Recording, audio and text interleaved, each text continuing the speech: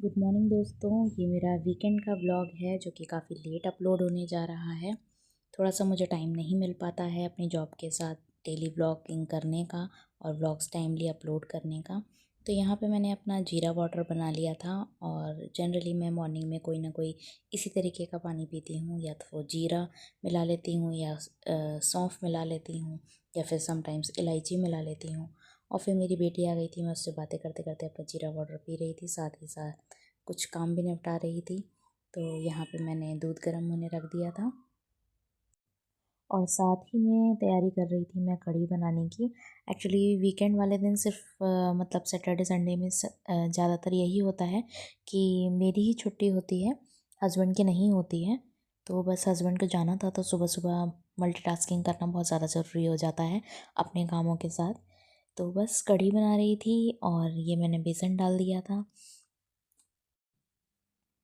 और सबसे पहले मैंने यहाँ पे पकौड़ी बनाने की तैयारी कर ली थी। तो मम्मी कहती हैं मेरी कि कढ़ी में पकौड़ी या फिर कुछ ना कुछ डाल के ही बनाना चाहिए।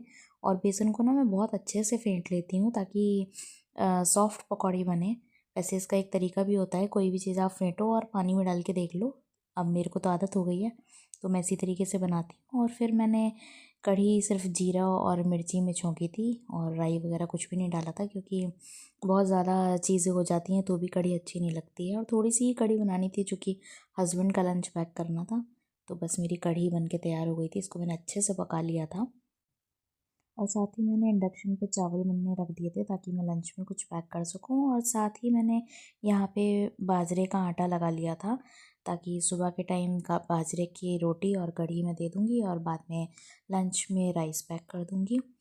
और थोड़ी सी मेरे पास रखी हुई थी मशरूम की सब्ज़ी, तो मैंने वो भी दे दी थी। मेरे हस्बैंड को मशरूम की सब्ज़ी काफ़ी पसंद है। बाजरे की रोटी एक्चुअली मैं ये पैकेट रख के ही बनाती हूँ, कोई ना कोई पॉलीथिन ले लेती हूँ। बहुत ज़्यादा एक्सपर्ट नहीं हूँ ये सब बनाने में, तो इसकी हेल्प से इजीली बन जाता है और प्योर बाजरे का बन जाता है। इसमें गेहूँ की मतलब आटा मिलाने की ज़रूरत नहीं पड़ती है। तो बस इसीलिए ही पैकेट रखती हूँ ताकि जल्दी जल्दी बन जाए और कुछ भी चिपके ना। तो आप यहाँ पे देखो ये कितनी इजीली पैकेट की वजह से आराम से छूट गई। और इसी तरीके से मैं बाकी रोटियां भी बना लूँगी। एक्चुअली सुबह को अक्सर कोशिश रहती है कि कुछ हेल्दी ही मिल जाए और मतलब इस तरीके का मिल जाए कि पेट भर जाए, क्योंकि बाद में लंच वगैरह में पता नहीं रहता कि खा भी पाएंगे या नहीं, क्योंकि हम दोनों ही अपने कामों में व्यस्त रहते हैं ज़्यादातर। और इसीलिए ही मैं कुछ ना कुछ लंच में भी पैक कर देती हूँ कि जब भी टाइम मिले थोड़ा सा खा लेंगे, क्योंकि सुबह सुबह इतना खाया भी नहीं जाता। बट हाँ, हमेशा कोशिश रहती है कि कुछ ना कुछ हेल्दी मिल जाए। तो बस आजकल विंटर्स चल रही हैं तो इसीलिए ही ये बाजरा मक्का इन सब की रोटियां बना लेती हूँ मैं रोज़। और वैसे तो मुझे बहुत पहले से नहीं बनानी आती थी, अभी अभी थोड़ा सा सीखा है मैंने ये सब बनाना और खुद से ही बस कोशिश रहती है कि बन जाए, बहुत एक्सपर्ट तो नहीं हूँ। तो बस मैंने यहाँ पे हस्बैंड की थाली लगा दी थी और मशरूम की सब्ज़ी दे दी थी, कढ़ी दे दी थी और बस ये उनका नाश्ता हो जाएगा। और मेरे चावल भी ऑलमोस्ट रेडी होने वाले थे। फिर मैंने हस्बैंड का लंच लगाया, थोड़े से फ्रूट्स रख दिए थे, क्योंकि ये तो कहीं भी हो इंसान थोड़े बहुत फ्रूट्स खा लेता है। साथ ही कढ़ी पैक कर दी थी और थोड़े से राइस पैक कर दिए थे। और साथ ही जब भी हस्बैंड बाहर जाते हैं ना तो बेटी को इसी तरीके से ही बहकाना पड़ता है।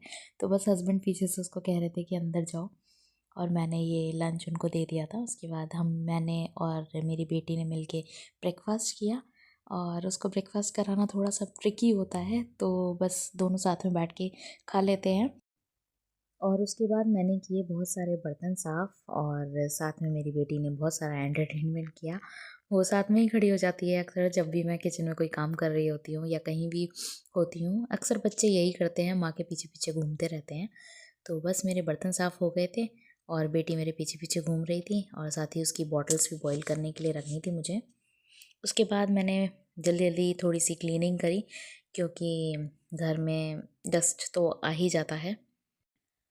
और यहाँ पे मैं नहा के आ गई थी और बना रही थी अपने लिए ब्लैक कॉफ़ी।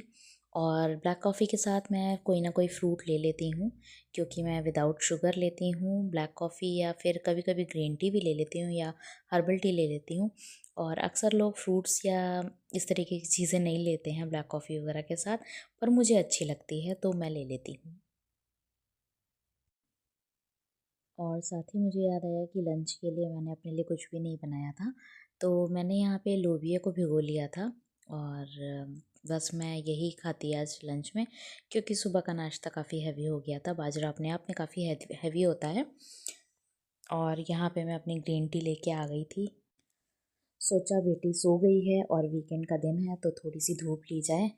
विंटर्स में धूप अच्छी भी लगती है और जनरली पूरा दिन ही रूम में ही बीत जाता है या फिर ऑफिस में बीत जाता है, तो धूप मिलती भी नहीं है। तो बस इसीलिए ही सोचा थोड़ा सा चाय को एंजॉय किया जाए, सॉरी कॉफ़ी को एंजॉय किया जाए फ्रूट्स के साथ और थोड़ी सी धूप के साथ।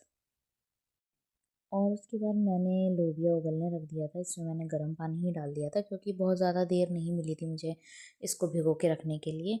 और मैंने यहाँ पे ना ये बीट रूट, गाजर, खीरा सब कुछ कस लिया था और इसको ही मैं सैलेड में डालने वाली थी, सॉरी लोबिया में डालने वाली थी।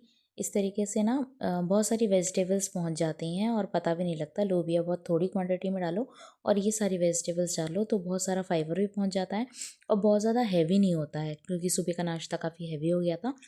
तो इस वजह से इस तरीके का सैलेड बनाना सही था। और बेटी को भी मैं लोबिया खिला देती हूँ, हालांकि इतनी सारी सब्जियाँ नहीं मिलाती हूँ, बट उसके लिए प्रोटीन ज़रूरी है, तो मैं उसको इस तरीके से बॉइल्ड और थोड़ा सा चाट मसाला वगैरह मिला के, नींबू मिला के खिला देती हूँ। और मेरी बेटी भी उठ के आ गई थी। उसकी नींद इतनी छोटी, सॉरी इतनी कम देर की है ना कि मेरे काम नहीं निपट पाते हैं और वो सो के उठ जाती है।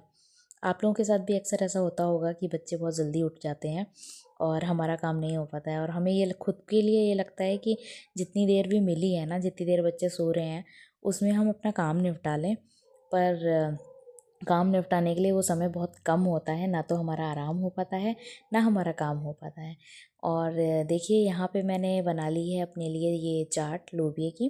पूरा मिक्स कर लिया है, चाट मसाला, काला नमक, भुना जीरा और ये सारा कद्दूकस की हुई वेजिटेबल्स। बस इसमें ना मैंने टमाटर वगैरह चॉप करके डाला था। उसके बाद मैंने एक अलग बाउल में अपनी बेटी के लिए रखा था, जिसमें कि थोड़ी सी कम सब्जियाँ थी और लोबिया ज़्यादा था, और बेटी को खिलाते जा रही थी। और दूसरी बाउल में मैंने अपने लिए लिया था और साथ ही साथ खाते जा रही थी। तो इससे टाइम भी बच रहा था और एक बाइट बेटी को, एक बाइट अपने, दोनों ही एक साथ बैठ के लंच कर ले रहे थे। और अब हो गई थी शाम और मैंने ना मशरूम को मैरिनेट करके रख दिया था और साथ ही सूप के लिए बीट रूट और टमाटो को बॉईल कर दिया था। थोड़ी सी उसमें लौकी भी डाली थी। और रात के लिए ना हम लोग मशरूम टिक्का और साथ में सूप लेने वाले थे। तो बस एक्चुअली मैंने बहुत जल्दबाजी में ही चीज़ें बनाई थी और ये मैरिनेट करके मैं अक्सर रख देती हूँ, खासकर मशरूम वगैरह, ताकि ये जब भी टाइम कम हो तो इसको मैं इजीली बना सकूँ। तो पहले मैंने इसको कढ़ाई में चढ़ाया था।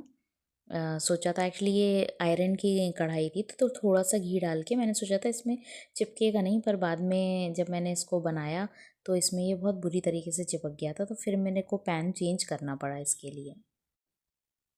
ये देख सकते हो आप कितनी बुरी तरीके से इसमें चिपक गया था ये। और फिर मैंने इसे नॉन स्टिक पैन में डाला। एक्चुअली मैं जनरली बनाती तो इसको नॉन स्टिक पैन में ही थी, पर पता नहीं क्यों मन हुआ कि थोड़ा सा आयरन की कढ़ाई में बनाती हूँ, हेल्दी रहेगा, और वो चिपक गया फाइनली। और थोड़ा सा मैं आलस भी कर गई, क्योंकि मैं जनरली क्या करती हूँ कि टूथपिक की स्टिक या फिर कुल्फ़ी वाली स्टिक में लगा के इसको तवे पे सेकती हूँ, उसके बाद इसको ना थोड़ा सा रोस्ट कर लेती हूँ गैस पे। पर बस मेरे आलस की वजह से थोड़ा सा ये बिगड़ गया था। और फिर मैंने कढ़ाई में सूप डाल दिया था और थोड़ा से कॉर्न डाल दिए थे, तो ये बीट रूट की वजह से इतना अच्छा कलर आया है। और साथ में ये देखिए मेरा टिक्का, जो कि पूरी तरीके से बिगड़ चुका था क्योंकि स्टिक अलग अलग नहीं रखी थी। और यहाँ पे मैंने बेटी के लिए और हस्बैंड के लिए सूप कर दिया था, और बेटी को छोटे से उसमें और हस्बैंड को थोड़ी सी बड़ी कटोरी में दे दिया था। और फिर मैं अपने लिए लास्ट में जो डोंगा बचा था उसी में ले आई थी, थोड़े से बर्तन कम करने पड़ेंगे। और उसके बाद हमने थोड़ा सा मशरूम टिक्का एंजॉय किया हम सब ने, और थोड़ा सा सूप एंजॉय किया, और ये था हमारा वीकेंड।